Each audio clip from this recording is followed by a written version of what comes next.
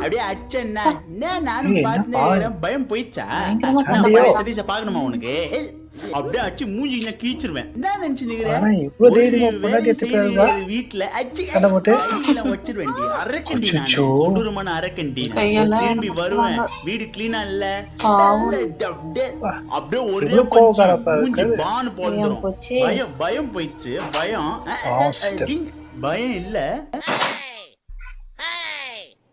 நல்லா திட்டிட்டு போறா வீட அந்த சுத்தமான பயம் சொல்லிட்டு. இருக்கட்டும். பாவம்.